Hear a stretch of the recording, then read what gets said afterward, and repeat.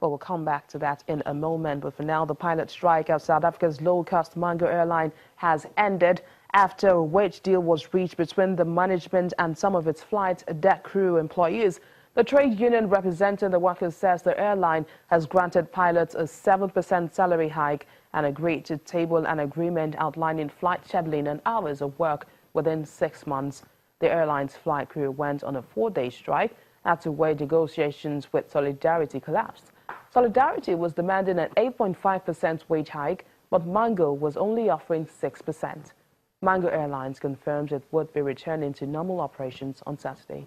Technology for African Agriculture said that the African Development Bank has unveiled a new initiative that it calls Technology for African Agricultural Transformation, and it was launched by the AFDB president, Akinwumi Adeshina.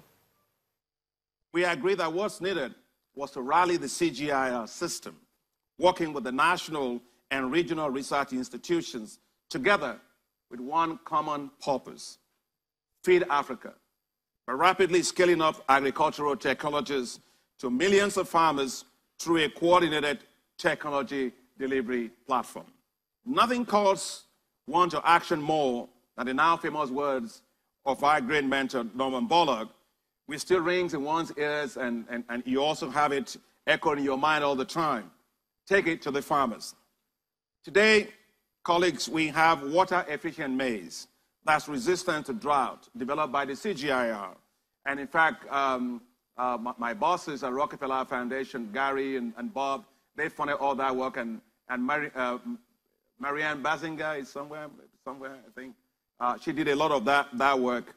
But it can give you good yields on that drought, but they remain on the shelf. Cassava varieties exist that can give you today 80 tons per hectare compared to 20 tons per hectare the farmers are getting, but largely they remain on the shelf. Rice varieties. Monty Jones developed the new rice for Africa, Nerika rice. Of course, it can impact tremendously on rice production, but largely it's not being adopted at scale as we would like to see. And also, of course, we have the biofortified beans and orange flesh sweet potato, which you all actually awarded for the World Food Prize last year, there, and with a lot of potential to change everything and make sure we can end vitamin A deficiency, stunting, and malnutrition. In short, Africa has more technologies today to help to transform its agriculture than Asia had before the Green Revolution. The technologies to feed Africa, therefore, already exist. What is needed is the will, the ability, and the commitment to take the technologies to scale, for by so doing, we will reach tens of millions of farmers. Having seen the power of several of these technologies on farmers' fields and helped to scale several of them up myself in my time as Minister of Agriculture in Nigeria, I know that we don't need to test these technologies on small-scale pilot scales anymore. TAAT brings together global players in agriculture, the entire CGIAR system, the World Bank, the FAO, IFAD, the Bill and Melinda Gates Foundation, AGRA, where Agnes is, the Rockefeller Foundation now with the new president, and national and regional agricultural research systems. It's the biggest consolidation of efforts to accelerate agricultural technology uptake in Africa. TAT is a regional technology delivery infrastructure for agriculture, linking countries across agroecological zones. For example, take a case of how varieties are released in Africa. You have to test them 4 years in one location, you test them 4 years in another location.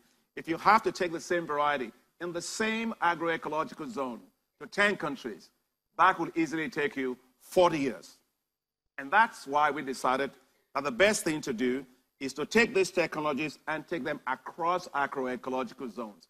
There is the rice belt, there is the cassava belt, there is the savanna belt. So you have the same technology, scale them all across the region, and then change all the regulatory environments that makes it difficult for technologies to go to scale with the much needed regional spillover effects. And this is why we believe that TAT will help to break these barriers down, because countries are simply a bunch of borders that people put across agroecological zones, pretty much, and so we have to work across zones. So what we've decided to do is that TAT will be done through a collectively agreed a central delivery platform coordinated by the International Institute of Tropical Agriculture and all the other CGIAR centers with national, regional, and international research centers and bilateral partners like USAID and the others. Today, I'm excited that 25 countries have written letters confirming their interest and readiness to support TART and to help us to transform agriculture in Africa. Just tells you the extent of extensive consultations that have already taken place on this major effort. TART is a transformative partnership and a landmark partnership effort.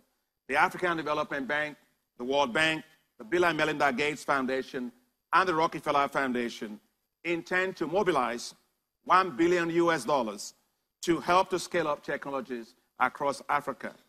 Right now, the African Development Bank is discussing this with our board of directors, and we hope that once it is approved, we can begin the task of really taking agricultural technologies to scale. The question to ask is, what will it do? We're trying to lift 40 million Africans out of extreme poverty. We believe that TART will help to produce an additional 120 million metric tons of food. So we are taking a bet, and it's a good bet. We're betting on Africa, that Africa can feed itself. We're taking a bet that with agriculture as a business, Africa will unlock its massive agricultural potential. We are taking a bet that as Africa embarks on an unprecedented agricultural industrialization, it will be able to unleash prosperity that will also lift millions out of poverty, creating new zones of prosperity to replace zones of economic misery. President of the African Development Bank and World Food Laureate, Dr. Akinwumi Adeshina. And that's our program today. Thank you for watching. I am BC Adebayo.